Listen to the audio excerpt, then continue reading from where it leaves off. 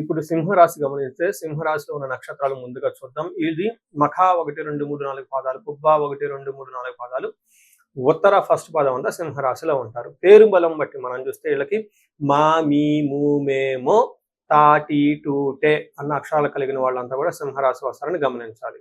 ఇందులో మనం ముందుగా చెప్పుకునే విధంగా శుక్రుడు 11వ తారీఖున మారుతూ ఉన్నారు. 14వ తారీఖు కుజుడు, 11వ తారీఖు కుజుడు, 11వ తారీఖు శుక్రుడు, 14వ తారీఖు సూర్యుడు, తర్వాత బుధుడు వచ్చేటప్పుడు 15వ తారీఖు మారుతూ ఉన్నారు. ఈ గ్రహాల మార్పు వల్ల సూక్ష్మ గోచారం, లఘు గోచారం అని ఒక పద్ధతిని మన మహర్షులు సూచించారు.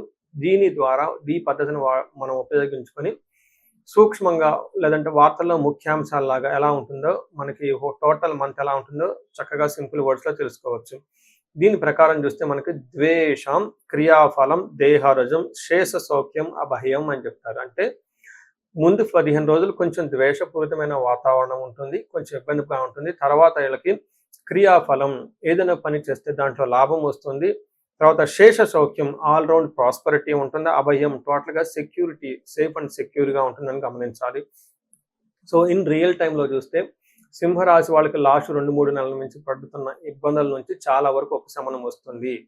పర్టికులర్ గా జాబ్ పాయింట్ ఆఫ్ వ్యూలో చాలా బాగుంటుంది అని గమనించుకోవాలి. 10వ స్థానంలో సూర్యుడు రావడంతో సూర్యుడికి దిగ్బలం పెరిగి చక్కగా మంచి ఒక అథారిటీ, పవరు, ప్రమోషన్స్ వచ్చే అవకాశం చాలా ఎక్కువగా ఉంది. ఇది ఒక బెస్ట్ టైం. ఇప్పటిదాకా జాబులు ఎవరికైతే రాలేదో ఈ టైంలో జాబులు కావాల్సిన మంచి వాతావరణం ఈ రాశి వాళ్ళకు ఉందని గమనించుకోవచ్చు.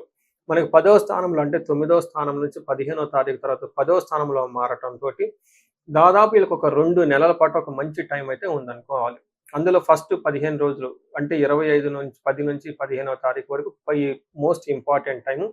ఈ టైంలో వీళ్ళకి అర్ధసిద్ధి, సదా ఆరోగ్యం, బంధుమిత్ర సమాగమ, రాజదర్శనం, సుసల్లాభో, సుసౌఖ్యం, దశమే రవి అని చెప్తారు.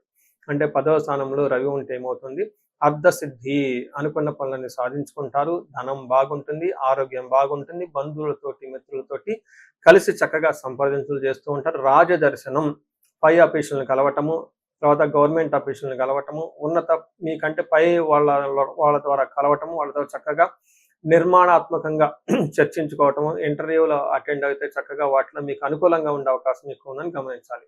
ఓవరాల్గా చూసుకుంటే ఇంటికి సంబంధించిన వాతావరణంలో కొంచెం ఇబ్బందులుగా ఉన్నప్పటికీ కానీ వృత్తిరీత్యా చాలా చక్కగా రాణిస్తారని గమనించుకోవచ్చు. ఇదే టైంలో కుజుడు 9వ స్థానంలో ఉండటంతో మిక్స్డ్ రిజల్ట్ ఇస్తున్నాడు కుజుడు. ఏ ప్రకారంగా ఆశనాచ్చ ధనశూన్యం, శోషణం, దేహపీడనం.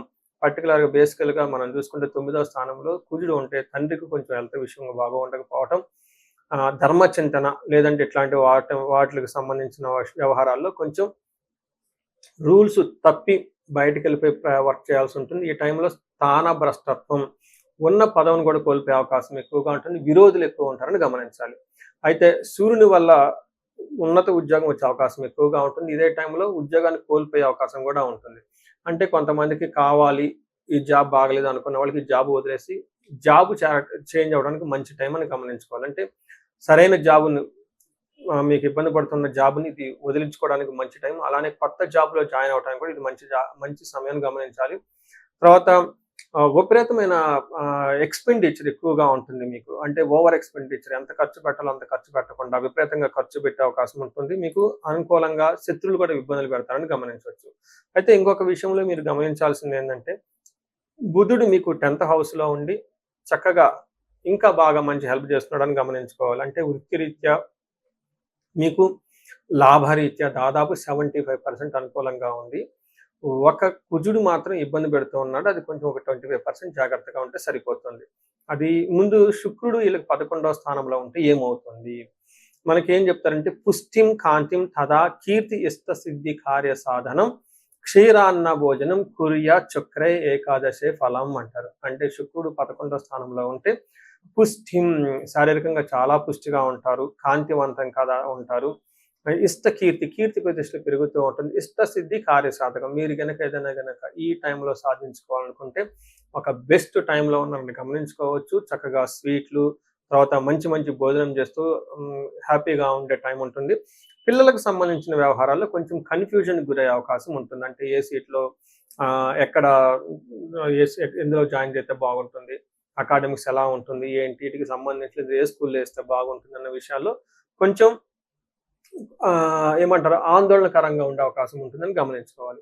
మీరు ఇందులో ఈ రాశిలో ఉన్న వాళ్ళకి నక్షత్రం ప్రకారం చూస్తే మనకి అంగగోచారము అన్న ఒక కాన్సెప్ట్‌ని మహర్షులు ఇచ్చారు.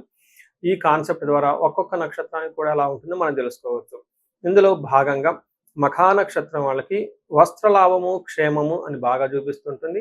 పరవాసము కొన్ని రోజులు ఔట్ ఆఫ్ స్టేషన్ వెళ్ళే విధంగా వెకేషన్‌కి వెళ్ళి ఇంటి నుంచి దూరంగా ఉండే అవకాశం ఎక్కువగా ఉంటుంది. వీళ్ళకి శారీరకంగా హెల్త్ కొంచెం డిస్టర్బ్ ఉన్నప్పటికీ ఉంటుంది.